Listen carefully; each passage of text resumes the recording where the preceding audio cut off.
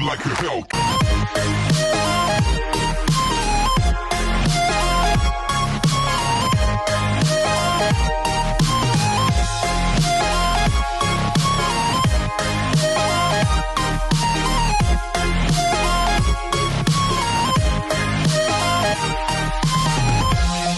Hello everyone, मैं उम्मीद करती हूँ कि आप सब अच्छे से होंगे।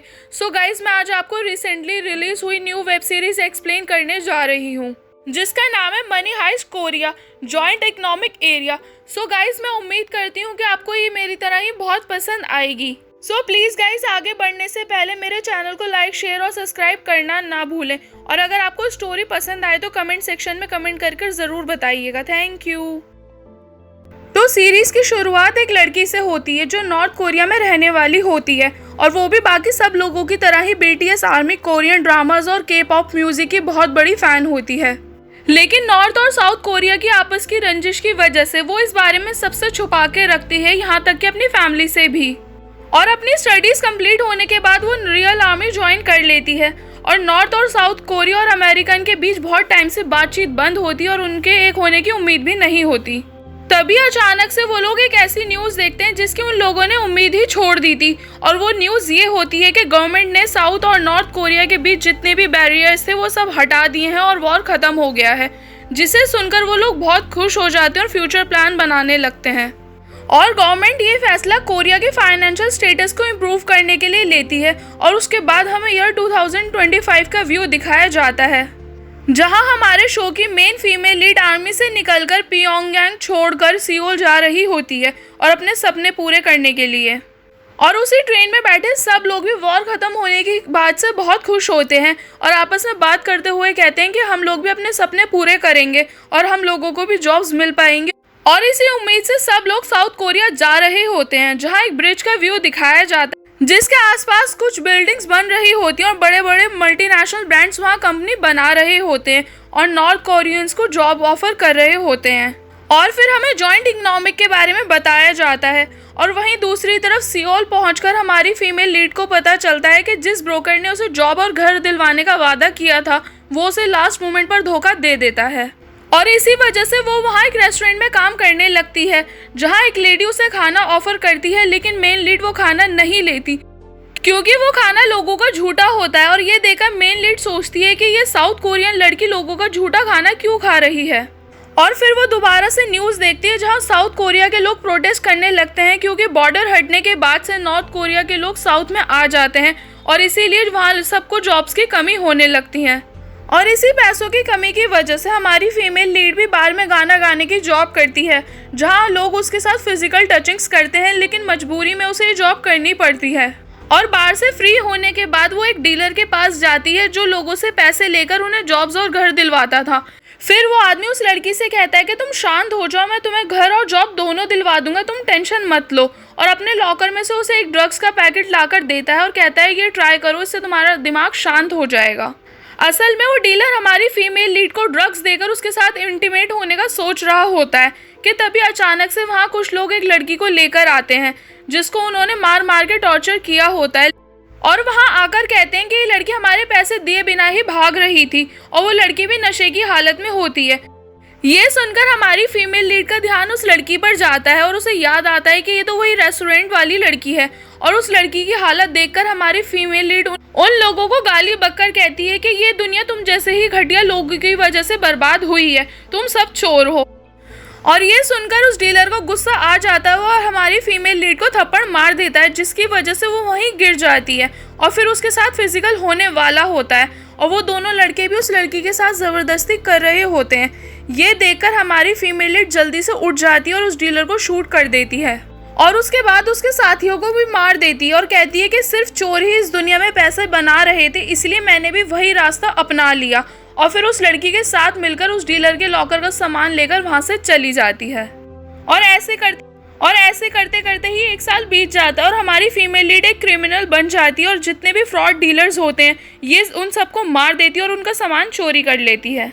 और फिर वो एक दिन न्यूज़ सुनती है जहाँ उसके वांटेड होने की न्यूज़ आती है और उस न्यूज़ में उसकी पिक दिखाई जाती है और उसी के साथ रिपोर्टर बताती है कि ये लड़की गैर कानूनी तरीके से यहाँ रह रही है और इसकी पार्टनर क्राइम सीन पर ही मारी गई है। और ये न्यूज़ सुनकर हमारी फीमेल लीड डिप्रेस होकर अपनी जान लेने की कोशिश करती है, क्योंकि उसके पास रहने और छुपने के लिए कोई जगह नहीं होती और ना ही जीने की कोई वजह। और जैसे ही वो खुद को शूट करने वाली होती है तभी हमारे मेन कैरेक्टर प्रोफेसर की एंट्री होती है और वो उसके पास आकर उससे पूछते हैं, तुम वही चोर हो ना जो उन डीलर्स को लूट लेती हो, जो लोगों को धोखा देते हैं, और मुझे लगा था तुम तो बहुत डेंजरस होंगी, लेकिन तुम तो एक बेचारी लड़की निकली।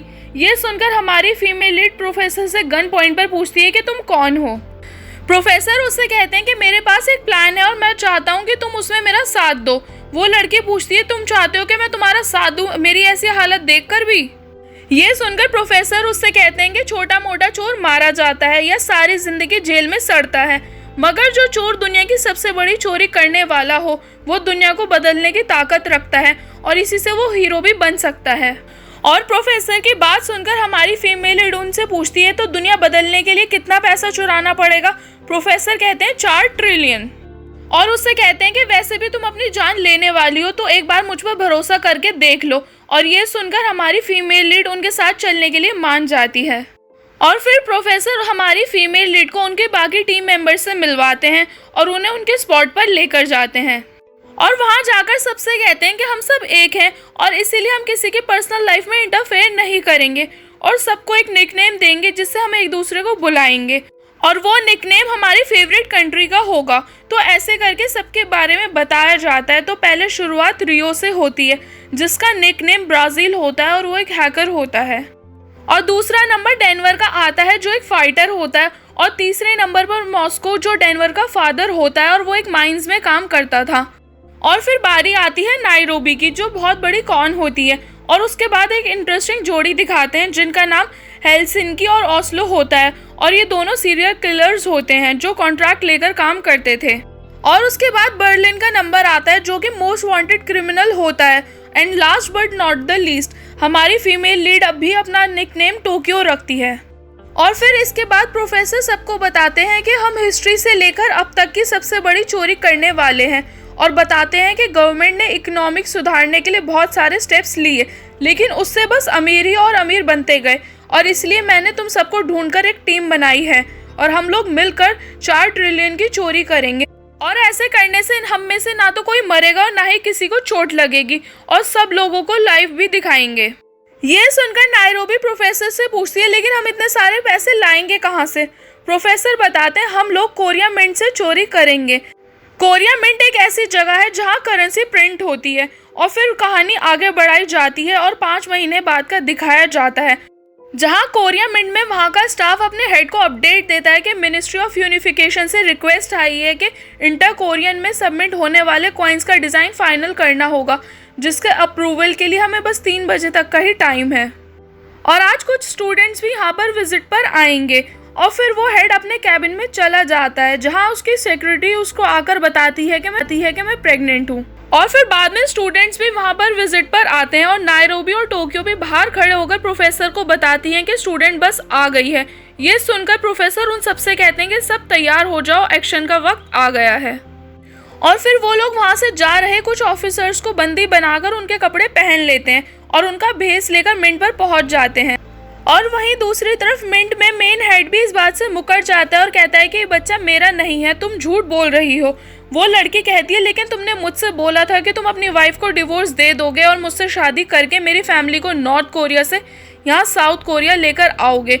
लेकिन वो हेड ऑफिसर उसकी कोई बात सुने बिना ही वहाँ से चला जाता है और मिंट पहुंचकर ब्राज़ील कंप्यूटर इन्फो को हैक करके एंट्री अंदर दिलवा देता है। और वो सेक्रेटरी भी बताती है कि मैं तुमसे झूठ बोल रही थी, मैं प्रेग्नेंट नहीं हूँ, मैं बस तुम्हें टेस्ट करने के लिए ये सब बोल रही थी और अब से ये रिलेशनशिप ख़त्म ही समझो।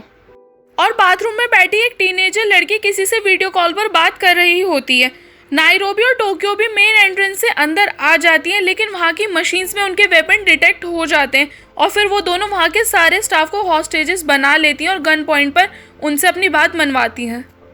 और बाकी सब टीम मेंबर भी अंदर एंट्री करते हैं और वो लोग भी गन पॉइंट पर सबको हॉस्टेजेस बना लेते हैं और पूरे मिंट को अपने कंट्रोल में करते हैं और सबकी आंखों पर पट्टी बांध देते हैं और उसके बाद अपने मास्क रिमूव करते हैं और एक रूम में बैठे प्रोफेसर ये सब देख रहे होते हैं।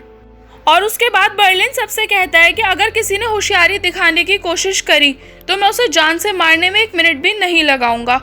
और फिर ब्राजील नीचे जाकर लॉकर खोलता है, जहां इतना बेशुमार पैसा देखकर वो लोग खुशी से पागल हो जाते हैं। और जैसे ही वो लोग पैसा लेकर निकलने वाले होते हैं, वो ये बात प्रोफेसर को भी बता देते हैं और प्रोफेसर कंप्यूटर स्क्रीन पर टाइम देख रहे होते हैं। और गेट से निकलते टाइम उन लोगों को प्रोफेसर की बात याद आ जाती है कि जब तुम वहां से बाहर आओगे तो पुलिस वहां पहले से ही आ चुकी होगी और तुम लोग पुलिस के सामने ये प्रिटेंड करना कि तुम फंस चुके हो और हवा में फायरिंग करना और दोबारा से मिंट में घुस जाना। और वो सब प्रोफेसर से पूछते हैं लेकिन हमें हवा में गोली चलानी है, क्या हम ज़रूरत पड़ने पर किसी की जान नहीं ले सकते? लेकिन प्रोफेसर उन्हें मना कर देते हैं इस बात के लिए और फिर वो सब यही करते हैं जो प्रोफेसर ने उन्हें बोला था। और फिर ये न्यूज़ वायरल हो जाती है कि मिंट पर कब्जा कर लिया गया है और इसीलिए नॉर्थ और साउथ कोरिया दोनों की गवर्नमेंट इससे डील करने के लिए प्लान्स बनाती है, क्योंकि मिंट नॉर्थ और साउथ दोनों कोरिया के बॉर्डर्स पर है, इसीलिए वो दोनों की जिम्मेदारी है। और वहीं दूसरी तरफ एक इन्वेस्टिगेशन ऑफिसर के घर का व्यू दिखाया जाता है, जो अपनी छुट्टी के दिन अपने घर पर आराम कर रही होती है। और फिर उनके पास एक कॉल आती है जहां उन्हें पता चलता है कि मिंट पर चोरों ने अटैक किया है। और वहीं दूसरी तरफ मिंट पर वो सब लोग उन्हीं हॉस्टेजेस को उनके जैसी सेम ड्रेस देते हैं और कहते हैं कि इसे पहनकर आओ। और फिर वो लोग अपनी पर्सनल वायरिंग यूज़ करके प्रोफेसर को कॉल करते हैं, क्योंकि बाहर खड़ी पुलिस उनके सर्वर को हैक करके उनकी बातें ना सुन ले। और प्रोफेसर उनसे कहते हैं कि तुम सब अच्छे से जानते हो कि तुम्हें आगे क्या करना है।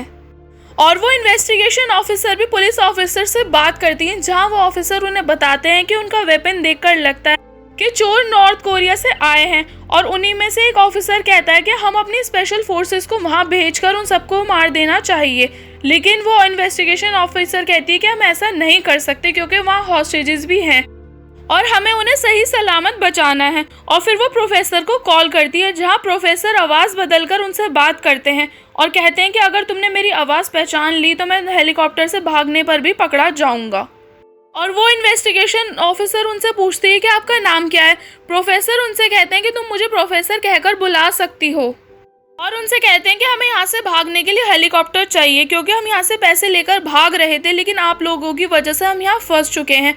और ये सब प्रोफेसर झूठ बोल रहे होते हैं क्योंकि उन्हें पहले से ही सिचुएशन का आइडिया होता है। ये सुनकर वो ऑफिसर उनसे एक शर्त रखती है और कहती है कि कुछ ऐसा करो जिससे मैं अपने सीनियर्स को मना सकूं, इसीलिए स्टूडेंट्स को छोड़ दो, क्योंकि इतने सारे लोगों को हैंडल करना तुम लोगों के लिए भी मुश्किल होगा। और प्रोफेसर फिर से उनसे झूठ बोलते हैं कि तुम सही बोल रही हो, क्योंकि हम बस 4 लोग हैं, इसलिए मैं सोचकर बताता हूँ। और फिर फ़ोन कट कर देते हैं। लेकिन वहाँ के सीनियर ऑफिसर्स मिंट के अंदर फोर्स भेज देते हैं और बाद में वो लेडी ऑफिसर किसी से मैसेज में बात करके स्माइल कर रही होती है और उस आदमी को बताती है कि मुझे केस से हटा दिया गया है। और फिर वो उस आदमी से मिलने कैफ़े जाती है, जहाँ प्रोफेसर एक कैफ़े चलाते हैं और नॉर्मल इंसानों की तरह ही रहते हैं। और उन्हें पहले से ये बात पता होती है कि ये केस हैंडल करने ऑफिसर सन वू जिन साउथ कोरिया से आएंगी, क्योंकि बाकी ऑफिसर्स करप्शन या अदर केसेस में इन्वॉल्व हैं। और वो सन वू जिन को बिना पता चले ही उनको अपने प्लान में यूज़ करते हैं और इसकी तैयारी उन्होंने 2 महीने पहले से ही शुरू कर दी होती है और वो सन वू जिन से फ्रेंडशिप कर लेते हैं। और वहीं दूसरी तरफ हेड ऑफिस में भी ऑफिसर्स को पता चलता है कि मिंट के अंदर से लाइव स्ट्रीमिंग हो रही है, जहां वो लोग कहते हैं कि फोर्स को अंदर मत भेजो, क्योंकि यहाँ चोरों ने हॉस्टेजेस को सेम कपड़े पहनाए हुए हैं। और फिर एक ऑफिसर के पास फ़ोन आता है कि उस मिंट के अंदर यूएस एम्बेसडर की बेटी है और इसीलिए वो फोर्स को वापस बुला लेते हैं। और ये देखकर मिंट के अंदर सब खुश हो जाते हैं। प्रोफेसर भी सन वू जिन से इन्फॉर्मेशन लेने की कोशिश करते हैं कि तभी उनके पास उनके हेड ऑफिस से फ़ोन आता है और वो उन्हें भी वापस बुला लेते हैं। और ये सब भी प्रोफेसर के प्लान का ही हिस्सा होता है। और ये सब तब पता चलता है जो अपनी टीम को कॉल करके बताते हैं कि सन वू जिन को वापस बुला लिया गया है, जैसा कि हमने सोचा था। और वो उनसे कहते हैं कि आगे ये प्लान फॉलो करते हैं अब। और प्रोफेसर याद करने लगते हैं कि जब वो अपनी टीम से बात कर रहे होते हैं और उनका एक टीम मेंबर उनसे पूछता है कि हम इतना बड़ा अमाउंट चुराएंगे कैसे, क्योंकि क्या पता इतना बड़ा अमाउंट वहाँ कैश में ना हो। और ये सुनकर प्रोफेसर उन्हें बताते हैं कि हम वहाँ किसी का पैसा नहीं चुराएंगे, बल्कि वहाँ रखी मशीन से उन्हें छापेंगे। और ये सुनकर सब बहुत खुश हो जाते हैं कि हम लोग नोट छापेंगे। और फिर मिंट का व्यू दिखाया जाता है जहाँ सब लोग नोट छाप रहे होते हैं और प्रोफेसर कहते हैं कि ये चोरी इतिहास की सबसे बड़ी चोरी होगी। और इसी के साथ फर्स्ट एपिसोड खत्म हो जाता है। सो गाइस प्लीज आगे देखने के लिए कमेंट सेक्शन में कमेंट करके बताइए कि आपको स्टोरी कैसी लगी। और आगे की स्टोरी देखने से पहले प्लीज़ गाइज मेरे चैनल को लाइक शेयर और सब्सक्राइब करना ना भूलें। Thank you.